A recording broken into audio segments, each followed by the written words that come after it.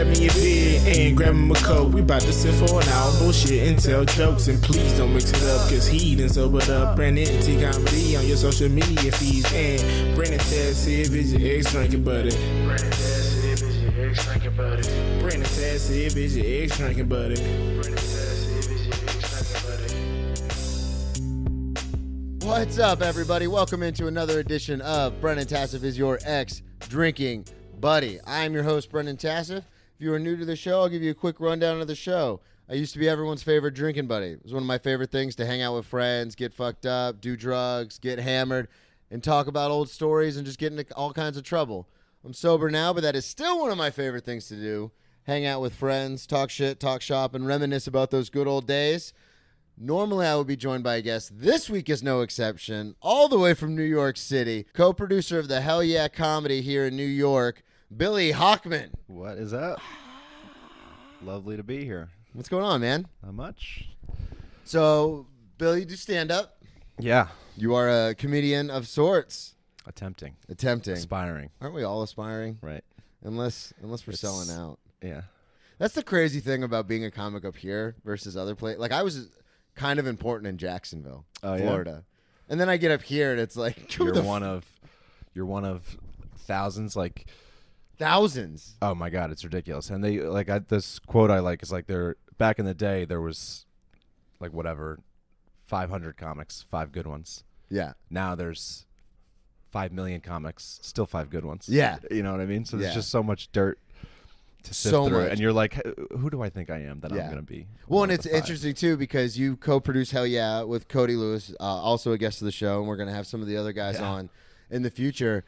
And him and I talked about it. He's like, I host open mics. Right. And there'll be weeks where I see different people, like a completely different group of people, except maybe 1 or 2 people who always go. Yeah. He'll be like, I'll see like 6 people, and then the next week 6 brand new, like different people. Then 6 the cycle different, is and it's crazy. Like, yeah. And it's like, you guys are all comedians, and you all live in New York. Mm-hmm. Like, you talk about how you live in New York, and this is the we're first all time doing the same dating app bits and stuff. God. It's better when you don't know them, though. Yeah. It's I more hate fun when you do way. like mics with everybody you know. It's and I went to a mic the other day, ate a dick. I went before work, and it's a mic I've gone to. It was like the first mic I ever went to here, and a mic that I go to constantly. Mm-hmm. And it was packed, which normally isn't. But where was it? All Broadway. All 15 slots were filled. It's the Thursday show. Okay. And all 15 slots are filled. And normally there's like 4 of us. And then there's normally at least one other person that I know. Yeah. All 15 slots are filled. Not only one person I kind of recognize, but not enough to go say hi to. Right. And I was just like, what? Like, I go to this almost every single week. It's like, what is happening? Hit or miss. Yeah.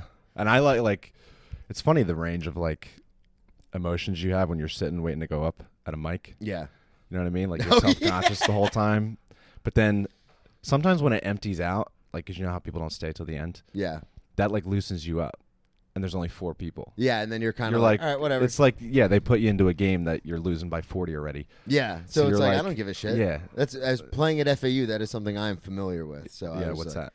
Florida Atlantic University. That's where I play college football. Respect. Got to mention it at least once on every podcast. Yeah.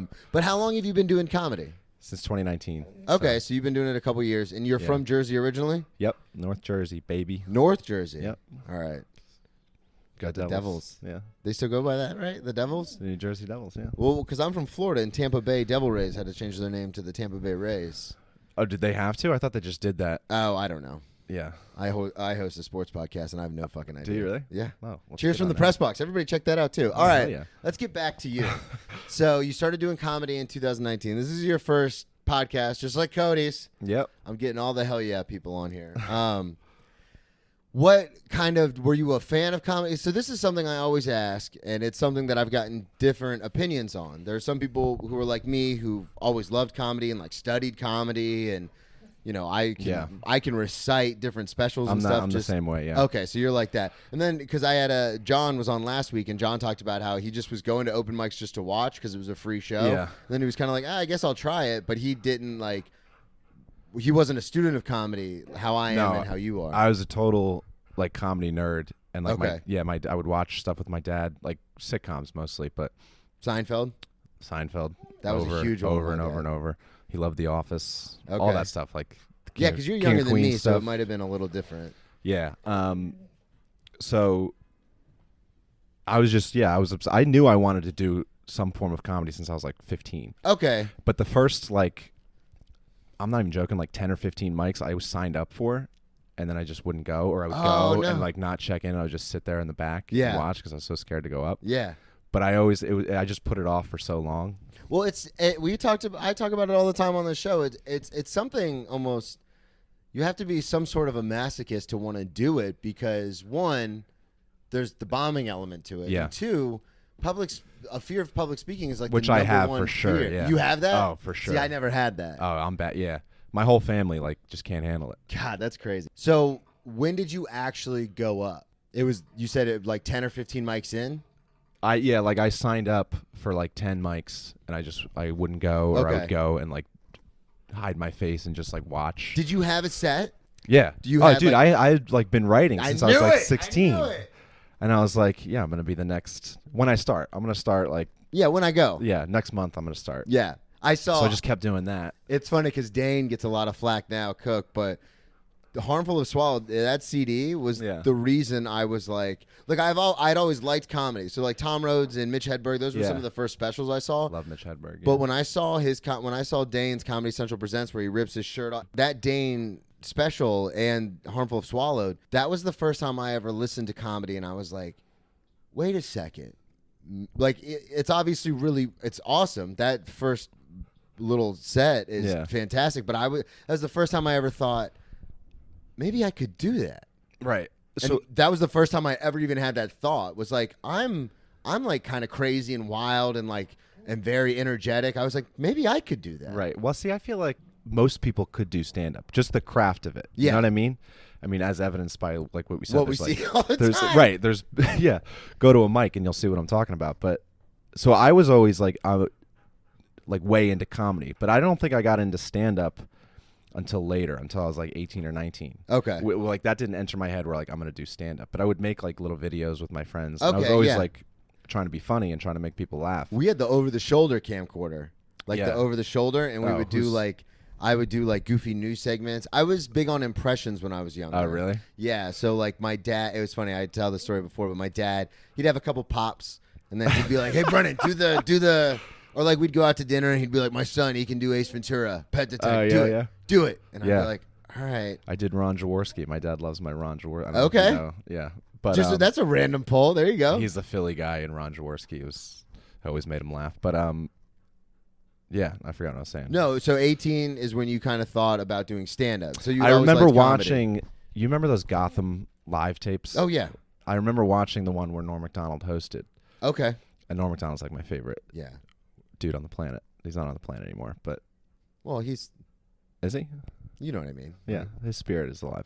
Yeah. I'm the next Norm. Well, I was Macdonald. gonna say his body is somewhere, buried True. somewhere. Well, we don't know. Maybe he's cremated. But yeah, I remember watching that and then going like, the way he did it made me go like, oh, I want to do that, because I never really was attracted to stand up from a young age. But I loved comedy. Okay. But just the idea of just somebody getting up there and talking. Was like, that was foreign to you. You're like, it just kind of. I was like, why would you go listen to that? You okay. know what I mean? See, I had the opposite effect. I was more into stand up than I was into actual like comedic movies and stuff like that. I more liked the vulnerability and the one-on-one that came with stand up. Yeah. But then you saw Norm do it, and you were like, "Oh shit!" Yeah, you just see certain people do it in a way that's like, it just clicks with you, and you're like, 100%. You know what I mean? Like, oh, I want to do what he's doing. Yeah, exactly. And that's exactly. Yeah, I had the same exact experience. And like a lot of stand up is that where it's like process of elimination kind of thing. Yeah, you know what I mean? Where you see stuff and you're like, I don't want to do that. See a lot of that. And then you're only left with like what you want to do. And I still struggle with like, am I worth hearing up here? You know what I mean? Yeah. No, I know exactly what you mean. It's imposter syndrome, because you get up there with the mic and you're talking and people are listening and you're kind of like, do I? Yeah, like, why are you listening to me? Yeah, why? What did I do that was? Yeah.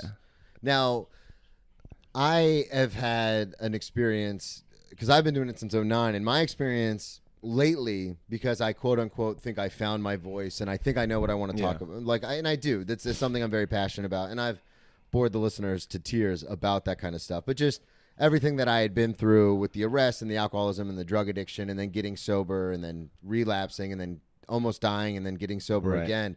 I was like, I got to the point where I was like, oh, I want to talk about this stuff on stage because the way I deal with tragedy is through comedy. Yeah. Like I have to make jokes. Right.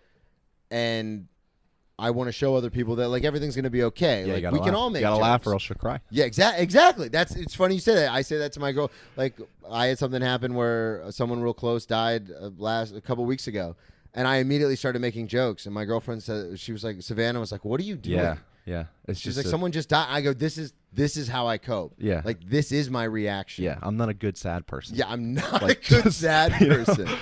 Bad stuff comes out. when Yeah, try to I be just sad. start talking, and Yeah. then so my whole thing was like, all right, I figured out what I want to do, but now the thing that I'm running into, and I know I talked about it on the bonus episode, when I had my shadow producer Joe, we were talking about my audition at Broadway, and the whole thing was like I finally got my feedback, and it was great feedback. It was very constructive. But a point that kept getting brought up was you're more of a storyteller. That's not what we do in New York. New York, you got to be punch, punch, punch, punch. Yeah. You're up there and you're super funny and your stage presence is great. And some of your premises are, he literally said, one of your premises is that's genius. I never thought of that. Like, that's so smart. Yeah.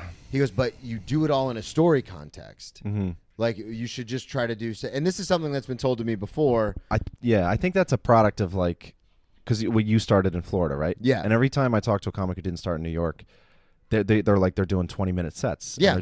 But New York, every time you get on stage, you only got 5 minutes. That's it. So it's really hard to get in and out of story mode in 5 minutes. So it just becomes like you have to do setup, punch, and then move on to the next one. And that's actually something that really benefited me and has, because a couple of people I spoke to before I came up here were saying the same thing. They're like, you got to cut your stuff way down. You have to edit down to the barest minimum. And it's funny because I did a show at Broadway the week before with Jill Kimmel, good friend. She was in town and she put me on her show. And I knew nothing about it. I just assumed I was doing 5 because in New York, everyone does 5. Right. And then she's like, yeah, you don't mind going, you're going to go first. Is that cool? And I was like, yeah, of course. And then she goes, you're going to do 15. And I was like, no problem. Yeah. Like, that's what I do. Right. Is longer. And you can, like, you can't win an audience over with it's hard to in 5 minutes. Which is what you need to do. It would like to tell stories, like to get them interested. You have to get them on your side. Yeah. Or else you're just, especially in New York, because the audience is like they're very fickle. They're very fickle. They'll turn on you in a second. So and I see it because I go to shows at the Stand. My new job is like right near the Stand. So I was going there a lot before, but now I go there like every day after work because I just love comedy. I love being around comedy.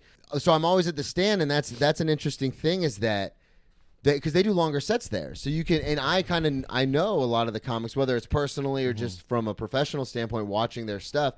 So it's interesting because I know how they are. So when I watch their set, it's coming from that perspective. But audience members don't know that. Yeah, exactly. Right. And it was never more real than after a show. One time I had a friend come out and she said, she brought her wife and she was like, oh, that was great. You did awesome. And then her wife was like, I'm going to be honest with you. I was kind of scared of you because you're very intense. Yeah. And you talk about being in prison. Yeah. I talk about going to jail and cutting myself and hurting people and fights. And I realized, oh, this is only funny to my friends because they know I'm a big softie. Yeah, so the juxtaposition is what makes it funny. Right. But they don't know that. You have to figure out like a way to. So I kind of am set up punch in a way. Yeah. But I always like admire the storytellers because I'm like, I don't know how I would get up there and like explain who I am in that short amount of time, and then also be able to weave in and out of punches and stuff. So I did the Joe Kimmel set, and a good friend of mine, Josh Marsh, shout out Josh, came to the show, brought a couple of his friends, and it went well. It went well enough. I didn't bomb, but I'm very hard on myself, so it's like if I don't get a standing ovation, I fucking bombed. Right. Then literally a week later, I go to do Broadway, the Industry Room. It's a 5-minute set. Yep. Josh comes, he brought more people, but he did bring those same 2 guys. And their exact words were, dude, that was fucking amazing. Yeah. I literally did the same set. I just cut everything out of it to fit it into 5 minutes instead of 15. Yeah. Because I have all these stories about getting arrested and tussles with police and stuff, and it's normally a much longer bit. And I cut it all the way down to the very bare bones, and they like that more. Right. So, but do you think if you went elsewhere, would you do that? Would you keep it edited, or would you? Well, so that's the thing is, so in New York, that's gonna like the 5 that I have now, the 5 that I did at Industry Room is my 5, even though there are critiques of it, but that's like the 5 I want to do because I am a storyteller. That's how I present myself. So the fact that I can get 2 or 3 stories whittled all the way down and fit them into that 5-minute window for me is perfect. Right. So I took some of the criticism and then some of it I was just like, thanks, but I'm not going to change that aspect. But it's interesting because coming from your standpoint as a setup punch person, 5 minutes has got to be like no problem. But it's also and like see if you're telling a story and it's bombing, where do you go? You're stuck. Yeah. So if I'm telling one and it bombs, I can just go like, all right, let me go to one that I think will work. And then, just keep cycling through. But it's crazy how many times you have to learn that lesson, or at least me, when you write something and it's just like so many words and it's just so much crap. And then you say it on stage and it bombs. But bombs so hard. It bombs so hard, but like one little part. I guess that's just what you have to do to find out which of it is savable. I was telling you, I had that really traumatic thing happen 2 weeks ago, and I wrote like maybe 3 minutes about the whole thing. And I tried it at Hell Yeah. I went to Hell Yeah and tried it. Shout out. And probably did awesome because those rooms are always... Well, it was interesting because there was actually audience members. I guess people were up at the bar and they're like, I heard you guys were doing comedy down here. Yeah, we got some of those sometimes. We were like, what the fuck? Yeah. But like 2 or 3 lines out of the 3 minutes, 2 or 3 lines worked. And I was like, that's all I need. Yeah. Like as long as I know something in there works, I can build around it. Yeah, I wish I could skip that step. Oh my God, so much. Have you ever done it where you thought, because you do set up punch, so maybe this hasn't happened, but I've come up with premises and like written long form, like this is going to change comedy. Oh yeah. Like you always this is going to change the world. Yeah. And then I've gotten up and crickets the whole time. No groans, no laughter, just nothing. But that's when you go for the bottle after the show. Yeah, and I'm like, what am I doing? Like I'm such a loser. What was I thinking? Oh man. So how did you? So after the 10 or after the 10 mics is showing up and not going, what was it like? Well, tell me about your first time, like actually getting up. Oh, I blacked out. Did you like drink to black out? No, I was sober. Okay. No, yeah, so I don't drink. Will Ferrell and Old School, like what just happened? I just blacked out. I was on stage. I had bombed. I mean, I didn't bomb for a first time. I did okay. Like I did got you a few bring people? laughs. No. Okay. No. I didn't let anybody see my set until. Well, because sometimes people bring people, and you've seen this hosting the show and open mics, and you'll get someone going up for their first time, and they brought 10 people, and then they crush. You get like the loser of a fantasy football league. Yeah. I always hate those people because they bring 10 people and then they crush. Yeah, and then they're like, "Oh, this is easy," and it's like their friends are like, "You were the funniest." Yeah. To him. Yeah, and then you're it's like, no, you wasn't. Come back next week. I don't know if you've ever seen this at mics, but so when you tell the audience, when you do an open mic and you tell the audience this is my first time, everybody goes a little easy. They go apeshit. They go crazy. Yeah, awesome. They're like so happy for you that you're getting up there, so it makes your life a lot easier up there. I've seen people say that like 10 times in a row. Like I'll be watching them and like they've been there the last 2 weeks and they get up there and they're like, this is my first time. Oh, you're talking about not in the same set. Like they'll keep going up saying it's their They'll first keep time. going up and like 2 weeks later it'll be like their 15th time on stage and they're like, what's up everybody? This is my first time. And then they get that like applause and like everyone's nice to them and I'm like, that's not your first time. I can't. I have such a weird thing about that. My second show in New York, I was like, okay, I need to stop saying I just moved to New York. Yeah. It was still the first week I was here, and I was like, I can't say, but I've already said it twice. I can't say it again. Well, yeah. And it's that same kind of thing. Like when the first time I ever did an open mic in New York, I was like, I just moved here like a week ago.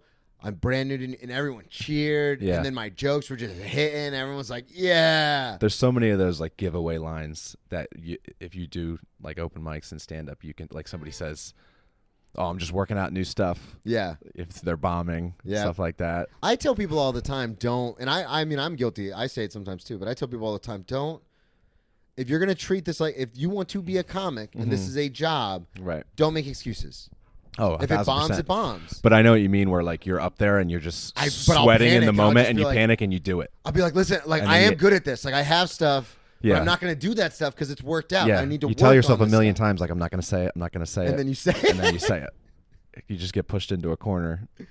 So you did not do well the first time. I did okay. But then, so I would do it like. Was it in New York? Yeah, it was at So did you move to New York? Because you're from North Jersey. I'm from North Jersey. Yeah, I moved to New York out of college. Okay. Where did you go to college? Rutgers. Rutgers. University, yep. What year did you graduate? 2018. Okay. God, you're a baby. I'm a youngster, and so I moved to a little apartment in Chinatown. Okay. A shoebox And apartment. why? I always ask also this to New York. Like, why New York? Why do comedy in New York? It just was. No, why did you move to New York out of college? Well, I had a job in New York. Okay.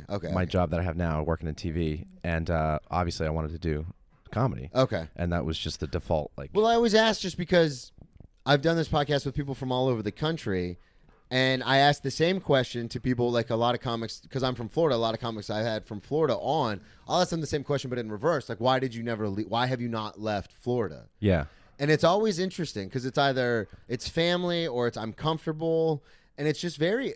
I mean, even though you're from Jersey, I tell people this all the time. What we're trying to accomplish in one of the hardest cities in the world, people have written songs about how difficult it is. Yeah. And we're trying to accomplish one of the hardest things in the world. yeah, Which is to make people pay attention to us and make them laugh. yeah. It's like playing on All-Madden. I don't know if you played Madden growing Yeah. up. Oh yeah. It's But like I playing on would All-Madden. I wouldn't play a game on pro because I just don't want to do it. So Yeah. it just New York is the All-Madden. It's the of I comedy. love that. So, It's the All-Madden. so you got to go see what you got.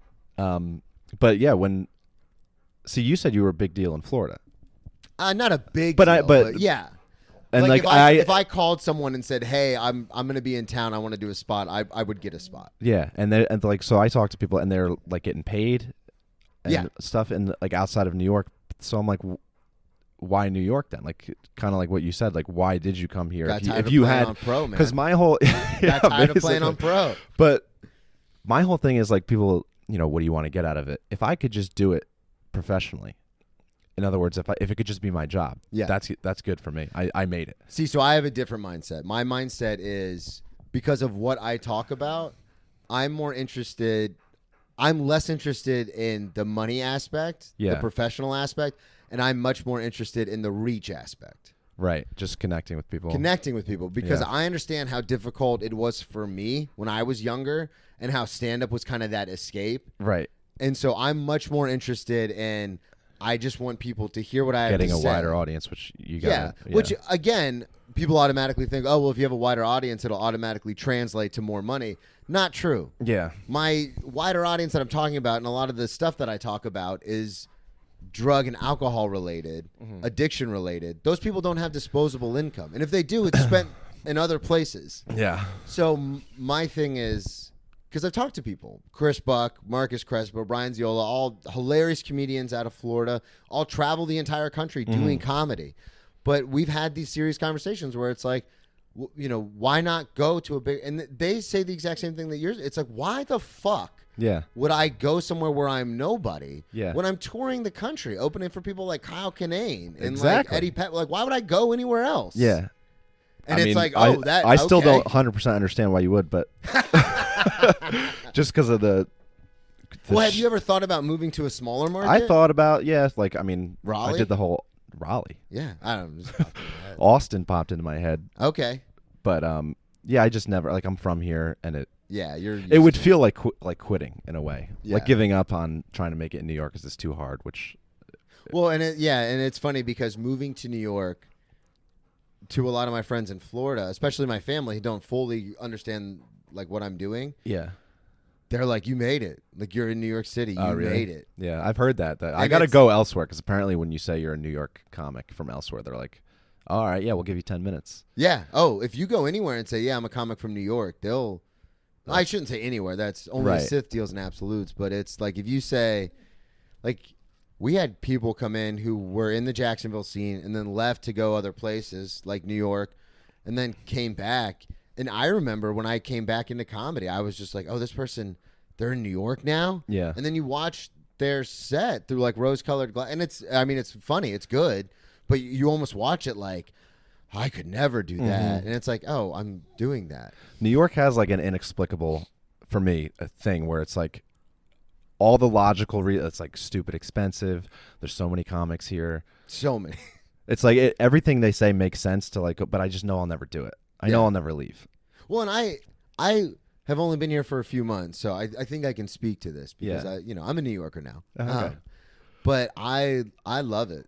I love how dirty it is. How there's grimy. an addiction you get to it. Yeah, I love how I can go to the stand, but I'm always there in case someone bails out. You always have that in the back of your head. And they know I'm a comic. They see me in there talking with comics. Yeah. I took a second job at Caroline's. Did working the door, and when I'm like meeting the guy to take the job, he's like, we don't trade for stage time, and I was like, okay, gotcha, 100%. Sounds good. Be here on Monday. And then, like in my head, I'm still thinking, like, oh yeah, I'm gonna get up. It's gonna there. happen. I'm gonna get up there. I'm gonna get up. Yeah, I do. I go to the Frantic Show. Huge shout out to Aaron and Karen. I go to the Frantic Show every Monday because that's the show that the booker watches. Right. And that's the free show. So it doesn't hurt to go every Monday because it's free. Where's that? It's at the Stand, 9 o'clock. Oh, okay. Karen Fian, Aaron Berg run it. And it's always a huge lineup. Aaron Berg is a killer. Dude. He's so... I actually got the nerve to go up and talk to him the other day because I've seen him a million times because I'm at the Stand so often. And he's a paid regular there. So I was standing outside smoking a cigarette and he's smoking a cigar and I'm scrolling through Instagram and he posted like 4 or 5 things in a row and they were screenshots of like crazy DMs his fans send him. Yeah. And I'm standing like 3 feet from him. But he's showing these to you? No, I'm looking on my phone on Instagram. He's I got sitting smoking a cigar posting these. And as he's posting them, I'm 3 feet away on Instagram like, the fuck? So finally I turn and I go, Aaron, is this stuff real? Yeah. And he's like, huh, what? And I go, this stuff you're posting, right? Yeah. And so we ended up having a conversation. And I had gotten to the point where he would see me at the Stand and say, like, he'd be like, hey, man, what's up? Because he sees me all the time. But I finally got the courage to just talk to him. Yeah. And I was like, yeah, I just moved here from Florida. I'm a comic. And he's like, oh, cool. I'm like, the worst at that. Like, just talking I'm to him. so bad I'm horrible at it. I need to be, and I was the same way with girls my whole life. If I'm introduced to someone, I'm on fire. I'm like, hey, because we're in the service industry. Mm-hmm. If we have a common connection, someone introduces us, or if you say something and I laugh, and then you go, oh my God, and we start talking, I'm good. Yeah. I'm total salesman. It's just starting it. It's starting it. The hardest part is starting it. And it's gone the other way too. My good buddy Marcus opened for Dan in Orlando. Talked about Soder, how awesome he was, how he likes wrestling, because we're all into wrestling, because we're from the hillbillies from Florida. And I was like, dude, that's so awesome that he was that cool. Because Marcus is like one of my best friends. He's been on this podcast a bunch. So I see Dan at the Stand all the time. I'm like, I'm going to say hi. Like, if he's this cool, I'm going to say... Worst decision I ever made. What happened? He was just busy. Oh, yeah. He was going from the stage to the bathroom, and then he was like running out to go do another set. And I stop him as soon as he walks out of the bathroom. I go, hey, Dan. And he's like, whoa. Yeah. I'm 6'1.5", like 230 pounds. And I just like, Dan? Crazy like, hillbilly from Florida. Yeah. Well, hey, man. Big fan. You, my buddy opened for you all weekend. He emceed for you in Florida. And he's like, literally, someone just cold called, walked up to you and started saying these things. He's like, what is happening? Yeah. Did you take it personally? Of course. Yeah, 100%. I knew it wasn't, but of course, in my heart, I was like, that was stupid. That's why you don't fucking go up to people. You're never going to be at the Dave Chappelle level if you keep treating people like that. That's what you tell yourself. Oh, and no, in my head, I took it out on myself. I was like, you're such an idiot. Like, why would you approach it? Why would you even approach it? You know not to do that. Yeah. You spend your whole life telling yourself, don't do that. Mm-hmm. And then you did it.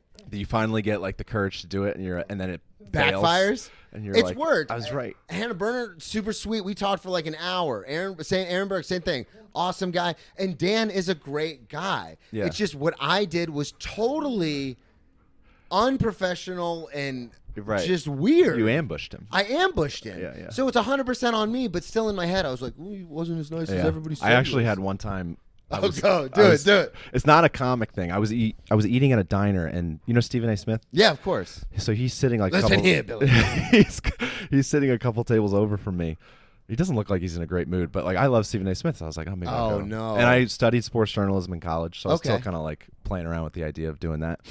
And so I was like, maybe I should go up to him. I'm sitting there for like 10 minutes debating. Going back and forth. I see this like high school girl go up to his table and just have like the worst interaction. Like you could tell he hated her. Oh, you know what I mean? God. And I was like, yes. Glad I didn't do that. Yeah, she took the bullet for me. She basically like ran the trial run and was like, nope, not a good idea. He's not into it. Yeah. Well, and that's the thing that I've been trying to be better at is not, like I said, not approach unless there's something like with the Aaron thing. I had like a reason to be like, what is this about? And with Hannah, she was sitting like next to me at the bar, and we were both talking to Dan, the bartender. So like I'm talking to him, and then so we were almost having a conversation like through him. So finally, we just turned and started talking to each other, like one of those weird things. Yeah, just pull them in. Yeah. So those have all been good interactions. But when you ambush somebody, they're like, what is happening? I almost think though it's like you just got to do it because, like Cody, co-producer of Hell Yeah, he showed me this thing one time. Like he DM'd Nate Bargatze. Okay. And just asked him like for advice. And Nate sends back like this whole long paragraph, which is crazy. Yeah, that that's Nate Bargatze responded, and not only responded, but he was like it was like a 500-word thing, which like that's so valuable that who cares if you get rejected the first 9 times? If that 10th happens. time you get that interaction, it's like that's pretty cool. Well, and that's the thing too is so a couple things come out of it. Is one, he'll remember who I am when he sees me, when he sees my face, and 2. God, this is gonna bite me in the ass if this podcast blows up and then somebody's like, "Hey, Soder, did you know this guy's talking shit?" Hasn't blown up yet? No, not yet. It will. You're like, why am I here then? No. But the other thing too is that the reason why I kind of was so mad at myself is like I'm there all the time. It's like I'm going to see him again, and hopefully he probably won't remember. He deals with thousands of people on a daily basis. A million interactions. So it's like he's not going to remember. But if he does, that's fucking embarrassing for me. If he remembers you? If he does remember the fact that like I was like, hey man, I know you're just peeing. Yeah. That'd probably be funny to him, I think. Yeah, it might. Later on. What was the thing? We keep getting off on this comedy stuff. What was the thing that kind of after your first mic, were you hooked? Were you in, or were you like, I don't want to do this ever again? Why would I do this? Or no, I mean I wasn't gonna quit or anything like that. And you said this is in New York. Yeah, it was at it was formerly Climate Lounge, now Cellar 77. Okay, that's the place, man. I was up at the Cellar, and what's at our cellar? Yeah, the knockoff cellar. I don't know. I wasn't gonna quit. I knew that, so I just kept doing it. But when I first started, I only did like 2 mics a week.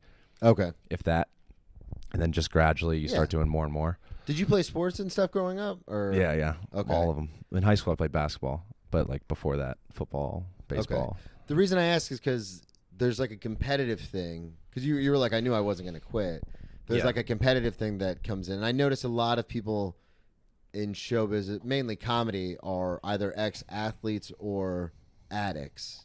Yeah. Because there's this mentality of like, I don't care how painful it is. Like, I'm going to keep going. Definitely have that. Yeah. And it's it's you feel competitive about it, and like I said, like you just if it's something you want to do, and I was well aware of being like a comedy nerd. I'd like listened to all the podcasts and I'd watched like all the documentaries, so I was well aware of how hard it was. Yeah, and like everyone saying that you're gonna bomb for your first 2 years, and then you're not gonna get good until your first 7 years. So when I started doing it, I knew the process, which helped. Yeah, because I was like, all right, I'm doing what they talked about, which is.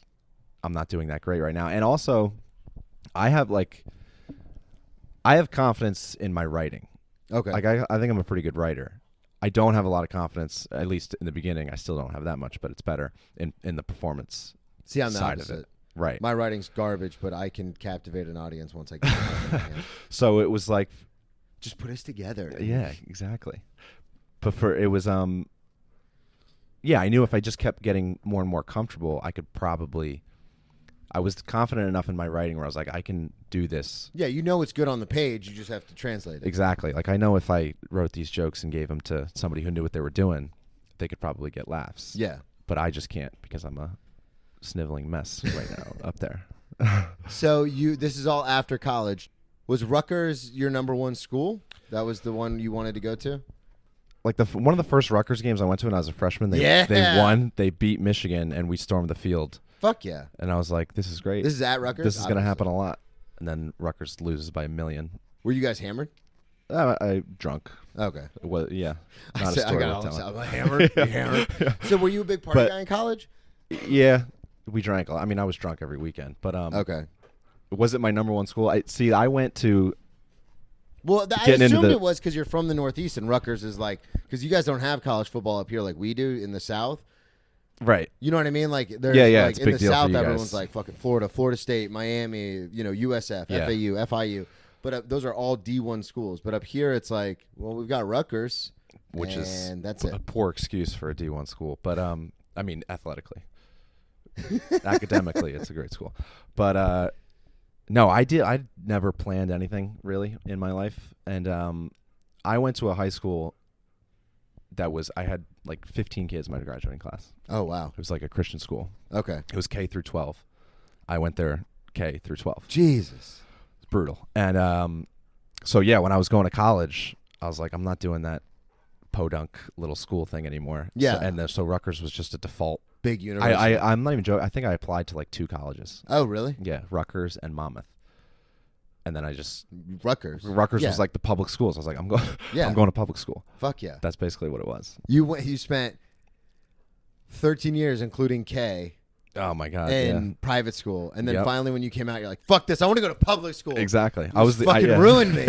Whenever I hear people talk about like public school as if it's like a Death sentence. right, I'm like You know, never went to private school for 13 years. Did you go to private school? No. Fuck Oh, no. yeah, dude. I'm public all the way, baby. Really? Yeah, Daytona public. What does that mean?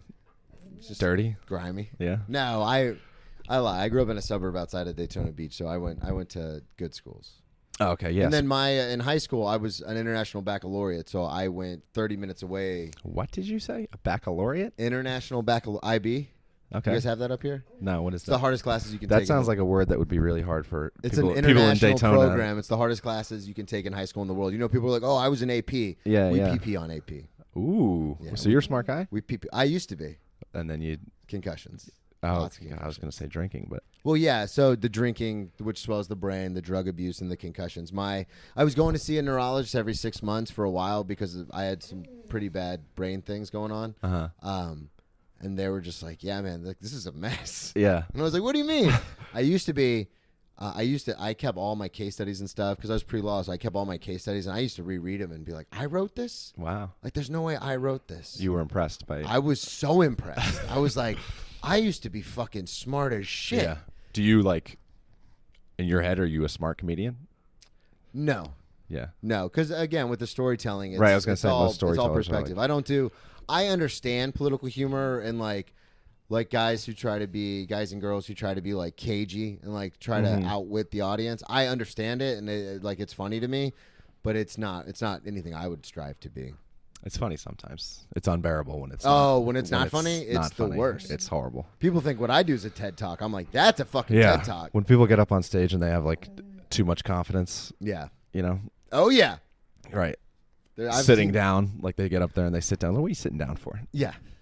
You're not who you think you are. Yeah. Man. There's one comic in Florida that always sits, and he's earned that right because he's been on this podcast. Will Blaylock. He's one of the funniest people I've ever met in my life. Yeah. He's the only one we will not berate for sitting. Him Really? and I'm sorry, Aaron Eads is another Florida comic who sits. You know what else I love? Those is are when the only two though. Everyone else were like, stand the fuck up. stand up, do your. I love it when people come up to do like their 5-minute sets and it's like an open mic and they bring their like Oh my they god. bring their beer up there. Like you're gonna get. Who was I just talking to? You're about gonna get this? real parched. I think it was Matt Fulstrom when we just had him on, or Kevin McCaffrey. Yeah. But yes, they were Like like, just keeping it casual. Might have a sip of beer. it was, oh my God. It was, somebody was saying Norm MacDonald. I think it was Matt Fulstrom was saying he was standing next to Norm MacDonald and a comic was doing a 5-minute set and went up there with a beer. And Norm was like, he needs a beer. Yeah. You know what I'm going to do? I'm going to go up there with a lobster dinner. Good. Good Norm. And, put the bib on and Yeah. do the whole thing. And he was like, fuck yeah. Yeah, that always makes me laugh. Oh man, but yeah, it's like, what are we doing? Like, Yeah. I'll bring my phone, especially if it's new material, because I'll do the thing. Still, after 12 years, the same thing happens. Is I'll get up there and be like, "This is what I'm going to talk about." I'll think about you it all forget. day. Then I get up and I'm like, "Fuck, what did Just I want to total talk blank, about?" yeah. So I'll bring my phone, especially to open mics. But all right, I want to get into some of these stories. People are like, "What the fuck is happening?" Well, let's do it. All right, so I want to kind of go in a little bit of a chronological order, and I'm going to guess what's chronological. Okay. So let's go with the underage drinking ticket. Oh. What was that about? Where did that happen? Is this at Rutgers? No. Well, this was in between. This was like the summer, so I wasn't at Rutgers. So you're back home in Jersey? But yeah, I start from the beginning on that. So like my home growing, it was like very Christian, a lot of rules, went to that K through 12 school. So Oh, so it wasn't just the school. Like, that was your life, was that Christian yeah. kind of... Oh, yeah. Like, dude, where I went to school is like a church school combo thing. Yeah. It was like... But I didn't know your parents were into it, too. Oh, yeah. Well, for like, sure. they were... Are they still together? Yep. God, what do you talk about on stage, man? That's what, yeah. I call them up and say, you got to get a divorce. You got to do something. Yeah. Why didn't you hit me? So this is summer in between freshman and sophomore year? Summer, yeah, I think after freshman year. And it was just like I always had to hide the drinking. Everything. So I was like terrified of my parents finding out of drinking stuff. Because you were drinking as a freshman. I started drinking when I was like 17. Oh, wow. So or 18. you had But I was like, everything was like very sneaky. Yeah, down low. Yeah. And so like I remember one time I was driving home. I was like out. I snuck out. Yeah. And I was out partying. And then I have this thing when I'm driving where I just don't pay attention to the gas tank. Oh, really? Yeah, because like who cares if there's gas in the car? So I ran out of gas like Two totally different upbringings. I always had to pay attention because I was like, man, I only have like $3 to put in this gas tank. Oh yeah, no, I just didn't mind. You're just like, whatever, I just fill it up. Yeah, we'll figure it out. And it's full. Mm-hmm. And it'll be full forever. It's always full. Yeah, that's my mindset. And then so I had run out of. It'll work itself out. So the gas tank. But I ran out of gas like 2 times. And anyways, Two times? Yeah, I do it all the time. It's like my thing. You don't drive in New York, do you? No. Okay. No, it's like the best part of living in New It York. is actually I one don't of my have to favorite hate. parts, Yeah, worrying about parking and all that stuff. But Twice you ran out of gas. so then this time I did it again, and like obviously my parents are probably getting like a little annoyed with because I was sober the first couple times I did it. Oh, okay. But then so I'm coming back from sneaking out partying, and it's like 6 a.m. I'm trying to get home before your parents wake up. Right. And I ran out of gas. Oh no! Like a mile from my house. No, and you've been partying all night. So the car wouldn't move, which people people don't know that, but when you run out of gas, the car doesn't move. So I was like a mile away, so I had to get out, and I'm like against the clock, so I had to like run home, and I took. My dad has like for the lawnmower, like a little gallon of gas or whatever. So I took that, and I got on my little sister's bike, rode to the car, like got enough gas in it to go home. But I just threw my sister's bike in the bushes. Oh God.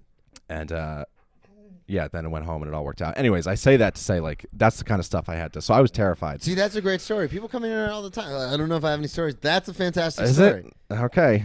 Yeah, you threw. What happened to your? Let's. I don't even know. This. I was trying to think of that. Like I don't even know how I explained that to them. But yeah, where you're just like, I guess your bike got stolen. Her bike was like I went back to try to find it, was gone. So it did get stolen, but just not from the house. Right? Yeah, I stole it, and then it got restolen. And then it got stolen. Again. Yeah, it got double stolen, and then and then I would just have to like make some. I don't even remember what I said, but somehow, like they had to know that I was doing this stuff, but they just never confronted me on it. Yeah.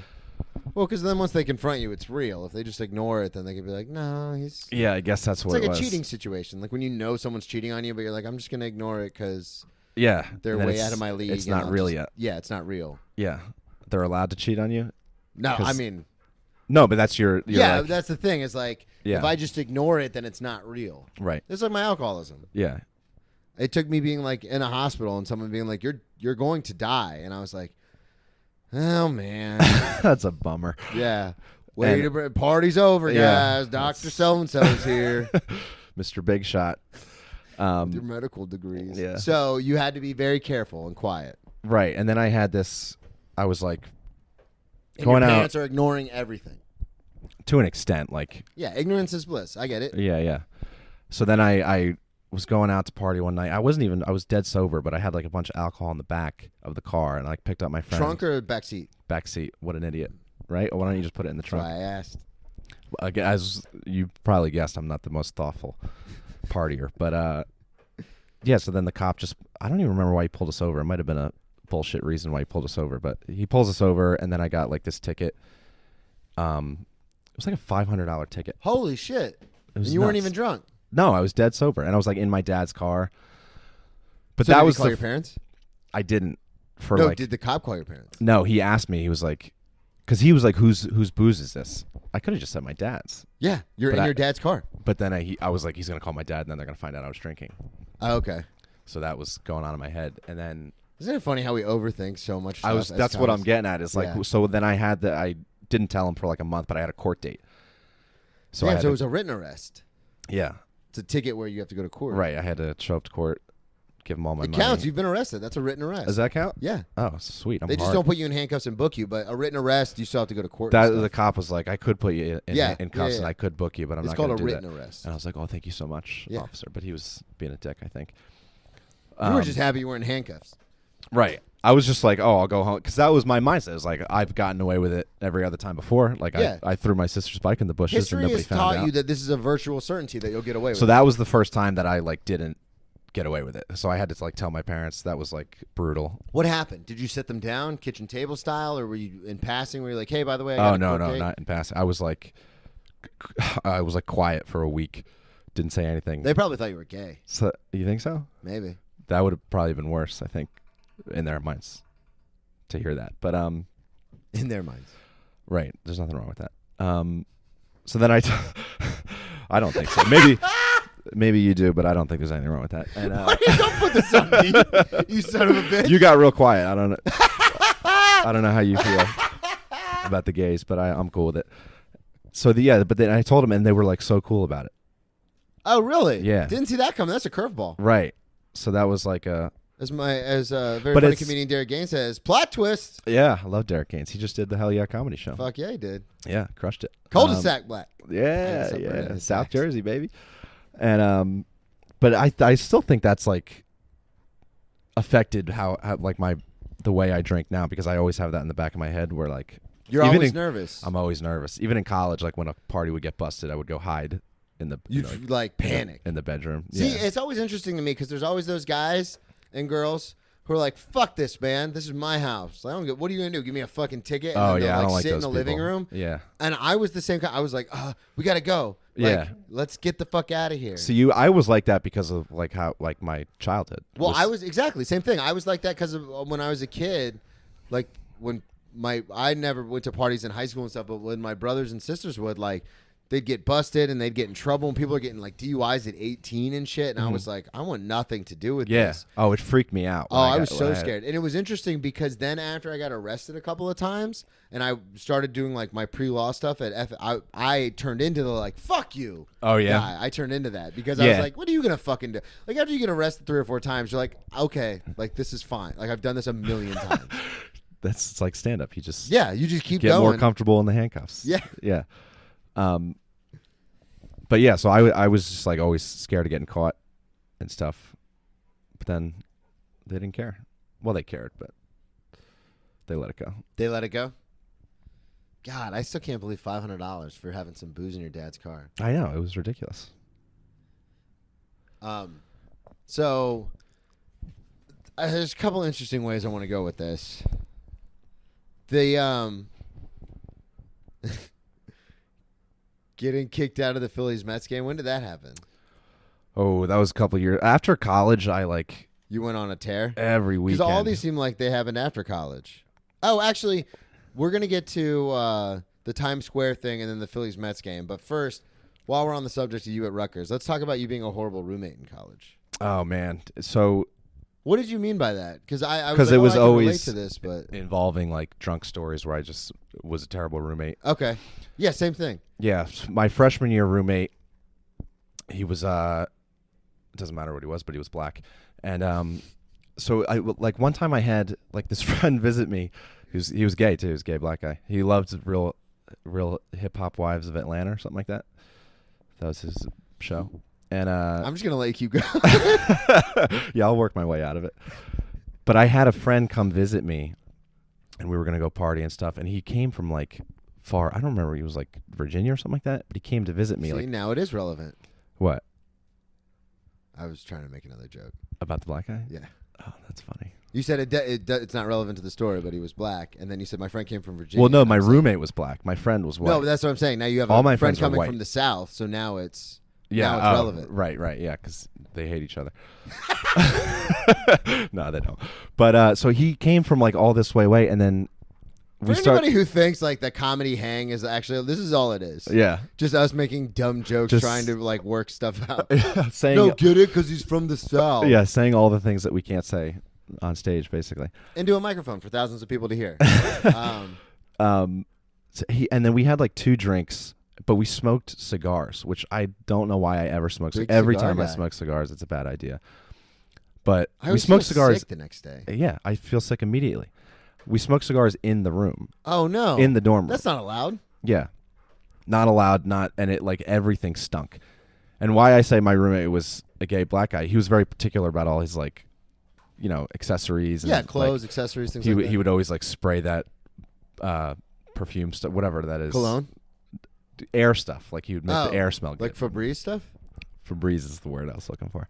And, that really was the word you were looking for? Thank you. Air stuff. And yeah, so we smoked 2 whole cigars in the dorm. Room.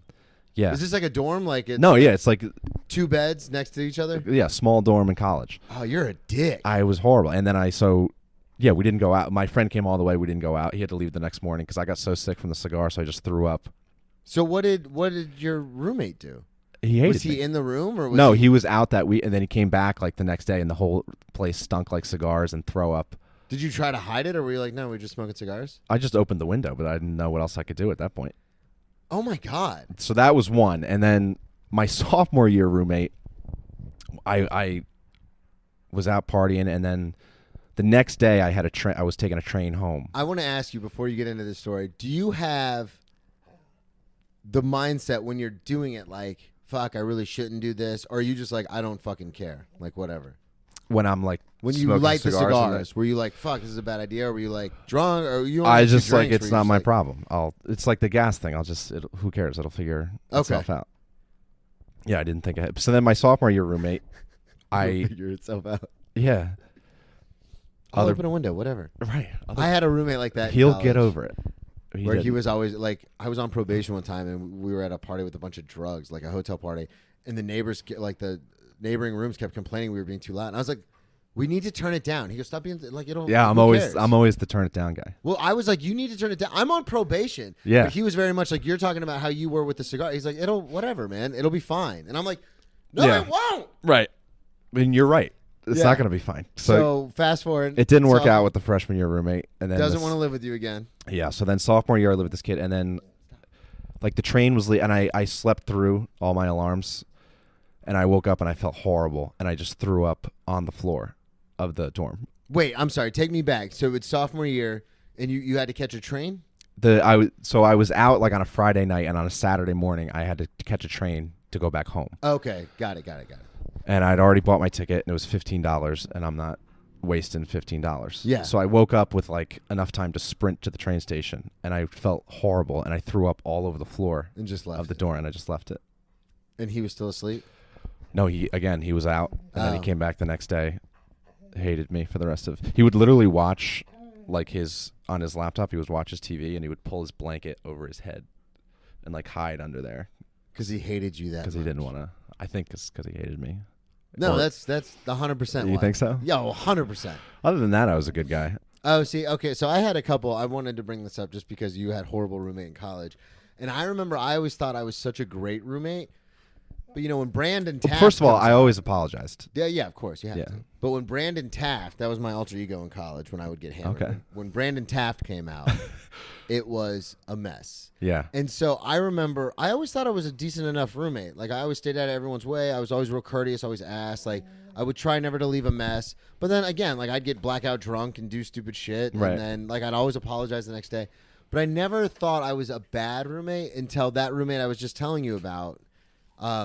He doesn't listen. He doesn't have any social media, whatever. His name is Justin. When he, I remember one time we got into this big blow-up fight because they said they were coming to our apartment to do an inspection. And long story short, we had a crazy downstairs neighbor who was on a lot of medication because she was very ill, like both mentally and physically. So she always thought we had one party at that apartment the whole time, but she always thought she heard like loud noises coming from our apartment. So she literally would call the sheriffs every day. The sheriffs would come over. Yeah. And we'd have to invite them in, let them walk through, be like, there's nobody here. Like, she's hearing things. Yeah. And then we'd go to the office, and they'd be like, she has cancer. And I go, she's still a fucking asshole. Like, Right. It doesn't change anything. Yeah. Like, but her meds were making her like think she heard stuff. So anyway, we have this inspection for our apartment. And I always thought I was a pretty good roommate. And then I'll never forget. I was like, hey, man, we're already on thin ice because she calls the sheriffs all the time. They already want to kick us out of the apartment complex. Would you mind, you have all your dishes in the kitchen from cooking breakfast like the last 3 days. Would you mind cleaning that up? Mm-hmm. And I'll clean up the living room. You clean up the kitchen. Because I was always a very like take charge kind of person. I was like, let's just delegate all this stuff and get it done. And then when they come do the inspection, they'll be like, this house is immaculate. Like, they're good. Like, we're not going to kick them out. And I remember he got like really upset with me. He was like, yeah, man, I'll clean the kitchen. And it was one of those things where he's like, you're not my fucking mother. Like, don't tell me to clean up. Like, I pay rent here. You pay rent here. Yeah. But and you asked. I'll never forget. I snap because I'm like, first of all, I'll fucking eat your children. Like, who the fuck? Yeah. But I like kind of snapped and I was like, hey, man, you're the reason they want to fucking kick us out because of your party. Like, and I remember just yelling. And that's when he turns and he goes, you're the one who gets fucking hammered every night in the living room and just leaves your bottle out and leaves your. And I was like, oh no. Then you realized it all hit me at once. And I was like, fuck, maybe I'm the inconsiderate one. Yeah. And then I looked at it from his perspective and I was like, yeah, if Savannah, as you can tell, our apartment's not super clean. If she turned to me and was like, hey, do you mind cleaning up? I'd be like, go fuck yourself. Yeah. And I realized I was like, oh, that's what I'm doing. Yeah, but I think that's unfair the way you got caught because you were being nice. Yeah, I mean, I was just trying to make sure we didn't get kicked out of the apartment. Right. You were like, I'll clean the living room, you clean the dishes. So that part was nice. The fact that you were a horrible roommate on top, like that still stands, but he didn't catch you right. You know what I mean? Yeah. Like I when he was like, you want me to fucking clean up when you, and I was just like, oh no. Yeah. I thought I was good this whole time. It turns out I'm a piece of shit. I just had moments. Yeah, you just had a couple of moments. Like, because then my next roommate, who's like my Junior year? Yeah, my best friend now.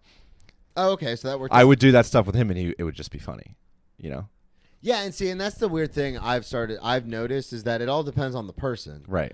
Because I've lived with people where we were like super close friends and we just didn't care, and then I've lived with people where, like, the school put us together or whatever, and you're tiptoeing around eggshells. I've always tried to be like first round draft pick if you're drafting roommates. Like, I try to stay out of everyone's business. I try to clean up as much as I can. Like, my room will be a mess, but like I'll try and keep everything else straight. But there are times, and it's weird because you only need to have one or two of those drunken crazy stories for then you're just a shitty roommate for all time. You just need to have like both people have them. Yeah. You know what I mean? So like he can't get mad at me because I threw up in the bed because he smoked cigars. Right. He did the same thing the week before. So as long as you have that, like you're both doing it. It's interesting you say that. That's a common thing is that I think it was the roommates that I had gotten fucked up with and done stupid shit with. Like, we were thick as thieves. Right. It was the roommates I did not party with or like really hang out with. Yeah. Where we were always kind of on and even the whole situation with Justin, like we ended up partying together and stuff like that, and we ended up becoming like relatively okay towards the end. Like, we didn't hate each other. It was just that one fight. Which is common in roommates, Yeah. But then they were really mad because the last month we were there, I was like, I don't have to pay rent. It's the last month. Like, who gives a shit? Oh, that's the worst. And we literally got, within 3 days, this place gave us an eviction notice. Oh, yeah. And like because in Florida, you have to give them 2 weeks to pay the rent and all the late fees and stuff. Right. So on like the 3rd, we got a notice saying if we didn't have the rent paid by the 15th, we were going to be evicted. But we were all moving out. Like we all, so who cares? We all finished school at the end of the month before. So like they were leaving by the 15th. So I was like, yeah, who fucking cares? So you stayed there after finishing school for like, that must have been a crazy month. Well, no, that was the thing. It was literally like weeks. It couldn't have been longer than weeks. But I remember we like packed everything up and we were getting ready to leave. And then we went to turn the keys in at the office and we checked the mail before we turned the keys in. And there were these thick files for addressed to each of us from the law firm that represented the apartment complex. And we're like, we're turning in the keys. Yeah. And my mom was the co-signer. No one ever in my family would ever co-sign for me because I was shitty. Right. And then my mom co-signed because I was like, no, I'm doing the right thing. And then they tagged her for the last month of rent. Oof. But my roommates had paid their portion. So it was just my portion. So I was like, it's not a big deal, Mom. Like, just cover it. Cover it, all right? Do your motherly duty. Come on, cover it. Pay my but rent. that was the last interaction that we had all together. Was like You and your mom? no. Was us checking the mail. Right. And so, like, everything's, like, okay. And I'm very much a believer of, like, no, if we're friends, we're going to be friends forever. Like, we might not talk all the time, but if I see you again, we're close. Yeah. And so it hurts me when people just don't like me. Obviously, I do comedy. Yeah. And so when we went to get the mail and I saw all those forms or the files, and then the one roommate who didn't like me just kind of looked at me and rolled his eyes. And he's like, all right, guys. And he just left. And I had not seen him or spoken to him since. He doesn't have any social media. I've tried. I got in trouble. Oh, yeah? Looked for him. Oh, really? Looked for his girlfriend at the time, thinking maybe they're still together. Maybe she has social media. Oh, man. Nothing. Can't. He's a ghost. Oh, wow. But the other roommate, the third roommate, him and I are so cool. But Yeah. But it was just, it's bananas where it's like that one or two things can, like, oh, he didn't pay rent. Now you're going to have an eviction notice on it. My mom covered it. Like, it never went on anything. It worked itself out. Exactly. You know? Speaking of working itself out, you're anti-troop. Oh, we man. like to talk about that here on the man, podcast. you So got me. what do you hate about the troops? They're just always bragging. No. No, I'm not. So this is... we full went disclosure, this was a story listed. Yeah, I'll explain. I love the troops.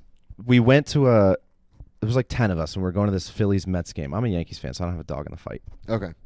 And so that my roommate from junior year, who I was talking about, Who's is like your one of my best friend? friends. He's like my biggest drinking buddy. And when we it's like kind of like the sports background. We trash talk a lot, and we get into it Yeah. with each other, and then we also look for targets. Right. So he's a Phillies fan, and we're going to this Phillies-Mets game, and I'm like, he's yelling at every Mets fan he sees, and I'm in. This is in New York. This is at Citi Field. Okay, so the Mets. Yeah. So but we go to the game, and we're going to tailgate it.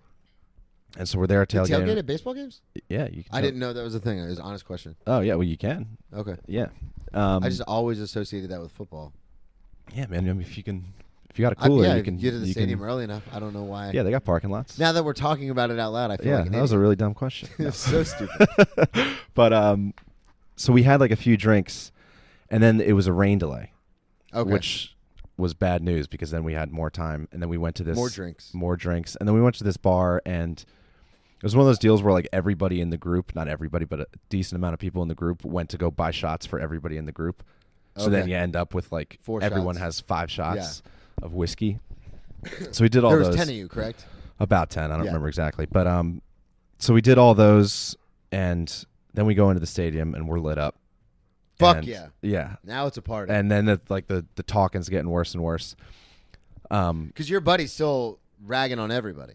Yeah, he's still just Fuck the Mets. Yeah, 86. That was a long time ago. That's the last time the Mets won the World Series. But What? When was this? this must have been like 2018 or something. Okay. 2019, somewhere around there. So did they have DeGrom at the time?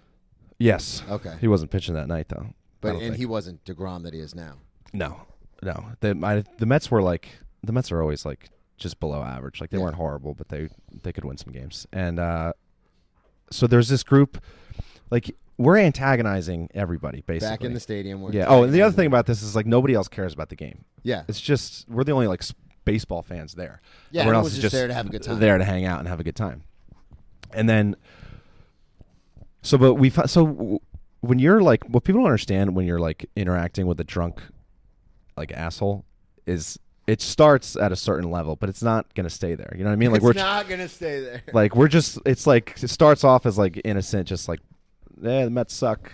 That kind. But Hey, like the Mets we're trying suck. to reel you in. You know what I mean? Yeah. And then so this one guy, like a couple rows ahead of us, we reeled him in, and he starts chirping. We reel them in. We reeled him in, and he starts chirping about the Mets, and then so obviously it escalates. We start saying bad stuff, and we're like, everybody around us can hear us. It's just not good. I've gotten a lot better about this part of my personality, but back then I was Just loud. just loud and obnoxious when I drank. I thought I was being funny, Yeah. We always do. I thought I was just shooting the shit with people. But so then like we're going back and forth, and it's only the one guy, and he's with a group of people, and everybody else in his group is like not into it. And again, we think we're just like laughing with it. We think the guy's like our friend, Oh, okay. So you think we're all just busting balls? right? But Little we're saying bad stuff. Bill Burr, Patrice O'Neal, Jim Norton kind of Exactly, situation. exactly. Yeah, we're just hanging out at the cellar, busting balls, and then it's like the game just started, and security comes up to us, Oh no. and they're like, "You guys got to go." And we're like, what are you talking about? They're like, you're saying stuff that's like anti-troop, apparently. What were you saying?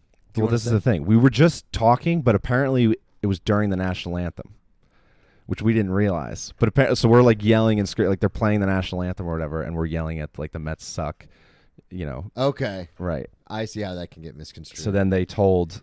They brought up the free. Fuck you, you cocksucking piece of shit. Basically. And the home of the... Go fuck your mother. Exactly. Lots of bad things about their moms. And then, yeah, they were like, you're being anti-troop. And we're like, what are you talking about? Like, we didn't say anything about the troops. They're like, no, somebody told us you're being anti-troop. Oh, so somebody around... The group said that they're being disrespectful to the troops. To the national anthem and the troops. Which is, as I said, I love the troops. Nobody is more pro-troops than me. And then, so yeah, they just let us out by security. And so it was they like, just took you out? They just took us out. And Were you fighting? Were you arguing? Like, what oh, the yeah, fuck we never stopped the whole time. Yeah. We were like, you kicking us out because we're cheering for the Phillies? Like, you guys are losers.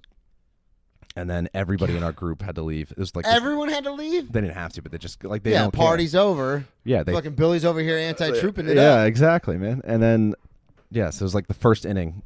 We all just went home.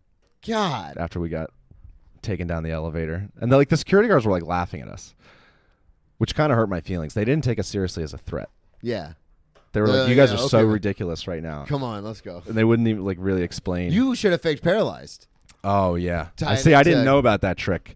Cody. I didn't know about that trick yet. Cody didn't tell me that. But I don't know how that would have helped in that situation. I think that would have made it worse. They would have had to carry your ass out. Yeah. You're not a small guy. I should have said, like, I am a troop.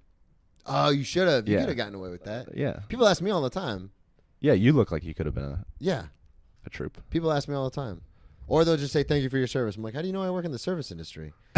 Oh, comedy. there he is. Hey! There he is. That's good. I can't believe the most anti-troop thing I've ever said is I had a woman one time because my grandfather was an original Green Beret, and he always told me unless there's the threat of immediate war in the United States, don't ever sign up. He was like, fucking don't do it, don't. My grandfather did he like lied about his age to get in. No, that's what mine did. Oh yeah. But after everything my grandfather went through, because he got seriously hurt. He was an original paratrooper, an original Green Beret. Like when they first started the program, he was the original Special Forces, real heavy badass. Yeah. But he ended up getting all fucked up from some of this, from like paratrooping and stuff, and the amount of hoops he had to jump through to get disability and like to get all this stuff. Like they did not take care of him after he got out. Yeah. So he was very much like, it's not like they're not going to look after you. Right. And so I always took that as like, well, if there's no immediate threat, then there's no reason to join. So I never. But isn't there always an immediate threat? Well, like, we've been at war for. So I had the most anti-troop thing I ever had, and I'm probably going to shoot myself in the foot, but I'm going to tell you because I like you, Billy. Okay. I had a woman come in, at the restaurant I worked at, and this is back in Florida, and we didn't do military discount. We just didn't. It was a corporate thing. Okay. They said no military discounts. She asked, there's a Navy base in Jacksonville, so she asked, do you guys do military discount? I said, no, ma'am, I'm sorry, we don't offer that. It's a corporate thing. Mm-hmm. And she got very upset. And she said, are you kidding me? My husband is fighting for your freedom, and you can't give me a discount on my meal. And I looked her dead in the eye. I said, ma'am, I majored in political science and history. Yeah. We haven't fought a war for freedom since the 40s. Wow. So thank your husband for the lower gas prices. Oh, man. But you're paying full price. Yeah. You went textbook on her. Oh, textbook. Yeah. She was very upset. I can imagine she did not She handle got that. Real mad. Yeah. But I was on my way out anyway. So she You're always on your way out. When she told my manager, like I'm good at my job. So my manager was like, yeah, fuck her. Like I don't care. This was recently? This was 6 months ago, if that. Oh, yeah. Mine was a long time ago. I've grown since then. Yours was 2 years ago. I've grown a lot in 2 years. 2 years is a long time, buddy. 2 years is a long time. Yeah. Oh man. So you've been kicked out of other places too. Yeah. Speaking of Nate Bargatze. Oh, Nashville. Yeah. Have you ever been to Nashville? Nashville? No. No. Oh, it's a great city, and especially I've worked with a couple comics from Nashville, but never in Nashville. They always come to Florida. Oh yeah, I wasn't doing any comedy stuff there. No, but, when was this? This was a year after college, so I was 23, Okay, 2019, something like that. Nashville's a great city, but I mean, you don't drink anymore, but it's a lot of fun. Yeah. Yeah. Still, you can still have fun. Yeah, and they went. I remember my friends went like the year before, and I was so broke I couldn't go. Oh shit. There was like this. I was trying to like raise money to go. I was like a real desperate. GoFundMe? There was a diner by me that did like this. If you could eat a 50-pound burger with 15 friends, you got like $1,000. So I'm not for like a month. I was like trying to recruit people. I was like, I got to go to Nashville, so I'm gonna eat this burger. That's only like $150 though. What? 10 friends? Oh no, I was gonna keep all the money. Oh, okay. I was gonna try to like. I was gonna say 15 friends. I was like, you guys just got to do it. $1,000. That's like $75. Well, it was like a person. most of the people that were going to Nashville. So I was like, you want me to come to Nashville, right? Oh, so come help me eat this burger. Come help me eat this burger. But I couldn't recruit enough people. Anyways, Couldn't recruit enough people. I really wanted to go. So then the next year we all went. Nashville has this. Every bar in Nashville plays live music. Yeah, that's like a thing. Yeah. They're in Austin. Music is huge. Oh yeah, it's a great time. And so they'll take requests, and supposedly you give them $20, and they'll take any request. They can play any song. That's what you're told. It's like the live music capital of the world. Something a little 20 spot. Yeah, you don't have to slip it. They have like a bucket. And you just really? Oh, drop okay. it in the bucket. So I love live music, so I was excited to do that. The first bar we go to, the first night, I'm like the only one in the group that like listens to country music. So they're like, my friend gives me $20, and he's like, go request like a good country song that'll break it down. Yeah, get it going. So I requested a song by Brad Paisley. You're from Florida. Do you like country music? No. Wow. I'm very familiar with country music, and there's some of it where if it's on, I'll listen to it, but I don't seek it out. Okay. Like I'm a big Dierks Bentley guy. Oh yeah, Drunk on a Plane. Yeah. Yeah. Well, yeah, Jeff. That's his hit. That's him, right? Yeah, but I was thinking the other one before that. Wow. He had a big hit before that. Oh, did he? Yeah. I only know that one. I only know like the old country stuff. God damn it! Now I gotta look it up. So then on a plane. Jeff Dye. He did Oh, that was a cover? No, Jeff Dye, the comedian, was the okay. main character in the Drunk on the Plane video. Oh, okay. I I didn't know only know that. that 'cause Respect. Friend. I don't even know who Jeff Dye. I didn't know him. Yeah. He's a LA comic. Just Okay. Yeah, maybe I'll reach out. I gotta pick that name up off the floor. Sorry. Let me name drop up. Name drop. But yeah, so what did you request? It's tough when you name drop and then the other person doesn't even know who that is. Makes but you feel like a piece of shit. So anyways, the song, it went horribly. The guy didn't even know the song, which it pissed me off because it's like a country song. What was the song that you requested? Alcohol by Brad Paisley. Okay. Did not break it down. It was low energy. Did not play. And What was I thinking? That's the song. What was I thinking? I think that's Montgomery Gentry. Dierks Bentley. I just looked it up. Oh, really? Yep. Wow. Montgomery Gentry's dead. What was I thinking? Yeah. Do you know any other words to the song? Short skirt, little something. Yeah. Little shirt, short skirt. You'll get it. You look up the lyrics later. So that bombed, and then I tried it again like the next night with a different song. It bombed. Anyways, I was getting really frustrated with this stupid system that they keep bragging about. Like, so wait, what do you mean it bombed? Like the song didn't go well? Yeah, like nobody in the bar knew the song. Oh. So I was expecting to like everyone to be like, "Fuck yeah!" Yeah, who played this banger? And I was gonna be like, right here, this guy. And it did not work. And yeah, and you think in Nashville that would totally? That was what I was thinking. Oh man, I'm just as disappointed. And I was as you are. so mad, but I shook it off. And then a couple nights later, this was the third time I was trying it. So we went to this it's like a touristy bar. I think it was Honky Tonk Bar, if I'm remembering right. But they had this really good live band, and they get to that point where they start taking requests. Okay, here we go. What they do is I'm like I'm not doing it. But then they parade this like girl with like a push-up bra out in the crowd, and they're like, give her request to you. Give your request to her. Yeah. So now I'm like, all right, I'll do it. Yeah. So I go find her, give her the $20, and I was like, Bruce Springsteen, Glory Days. Glory Days. Jersey Boy. Yeah, I was like, this is going to tear the roof off the trunk. Glory Days. Yeah. I'll pass you by. Glory Days. Glory Days. Yeah. Just, you know it. Your dog blinked first. And my always blink. And so then they're like going through the requests, and they're like, so you paid the 20. So I you paid the 20, yeah. And I'm like, I'm like, everybody knows Glory Days by Bruce Springsteen. We were having so much fun at this bar. Everyone was like having a great time, dancing, singing, all that stuff. then they start like going through the requests. They're like, this next one is Believed by Cher, requested by Andy. Here you go, Andy. And then they play it. They did that a couple times. And then they start going, okay, we're out of requests. They still haven't played Bruce Springsteen. No, you're not out of requests. They go, yeah, any more requests? We're still looking for requests. And I'm like yelling. I'm like, yeah, Bruce, like I gave you the $20. Play Bruce Springsteen. They're not playing it. Like a half an hour goes by, and they Is still it don't play like it. super crowded? Are you like Oh, shouting over people? It's crowded, Like but to the booth or to the stage or whatever? I'm like in the middle, towards the back. And so they can hear you though. I don't think so, but they did eventually. So they still don't play it. So I'm starting to get rowdy and mad because every time I put in a song, it seems to bomb, and I'm getting really upset.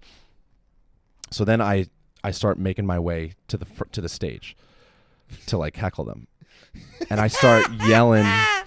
I start yelling at the band. I'm like, and I'm you're like not trying doing to comedy or anything at this point, so you don't No, I'm seeing red. I'm mad, and I've had a few Miller Lights. Well, because that's the thing is now that you do comedy, it's one of those. I things probably where wouldn't it's have like, done it. Yeah, you're like, I'm not gonna like fuck it, whatever. But I still think I was right. Yeah, no, you are 100%. You paid for it. Yeah, you want what you paid for. Right.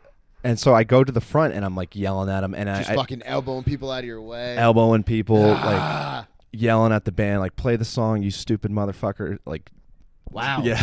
I tried to get on stage. I was like, if you're not gonna play it, I'll play it. Give me the guitar, I'll play it. Do you know how to play the guitar? No. But I would have broke it down. So, and then they start doing that thing where like they call out the band. They're like, Eddie on drums, Dave on guitar. It's Dave's birthday. And then I just went off on Dave. Did you? Yeah. I was like, for your birthday, I want you to play Glory Days by Bruce Springsteen. And I'm like, and at this point, I'm like a problem. Like everybody around is like looking at me like, can somebody get a hold of this guy? Yeah. Where's the bouncer? Yeah. Their security must have sucked. But the bouncer eventually does come over, and he's like, I'm like incorrigible at this point. I'm so mad. The bouncer's like making his way over to kick me out. And then the way my friend tells it, he's like, I knew at that point, if anybody said anything to you, like you weren't going to handle it well. So he's like, I didn't want to see that interaction with you and the bouncer. I don't think I would have done anything. I don't like fight. But so the bouncer's coming over to like grab me. And as he's coming over, my friend just screams at the bouncer, goes, hey, fuck you. Oh, really? So then the bouncer like diverts his energy to him. And then my friend comes up to me. Hey, fuck you. Right. It's like the nicest thing he's ever done for me. He just saved me from getting arrested. So then my friend comes up to me. He's like, hey, I got kicked out, so we got to go. I'm like, okay. God, you got kicked out. And then we get kicked. Springsteen. Yeah, and then we're hitting the streets of Nashville, like making fun of the South for losing the Civil War. It's just there. You go. Get some anti-troop again. Yeah, I got a lot of bad opinions, and then just peeing in the street. There. Making like Fuck Nashville. After that horrible interaction, do you remember the band? No, it was like a cover band. Oh man, I wish you would remember the name. We would have blasted them. Well, the thing is, they put on such a great show. It was a good show. It was an awesome other than show. the Bruce Springsteen thing. Yeah, I wish I could have enjoyed it, but they probably just didn't know it and didn't want to admit they didn't know it. Right? How do you not know Glory Days?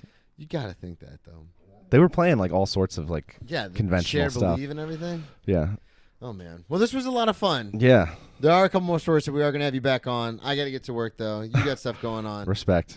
Plug everything. The comedy show. Hell yeah, Instagram, comedy show at BHawk Comedy. That's me.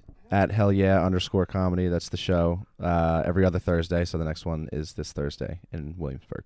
Beautiful. Thank you for coming out and doing the show, man. I appreciate it. This was a lot of fun. Huh? I said I hope I was good. No, you were really good. Dude, this was awesome. Right. Thank you everybody for listening. Check out BrennanTComedy.com, Brennan T Comedy on all social media. Subscribe to the Patreon, patreon.com/BrennanTassif, and we'll talk to y'all next week.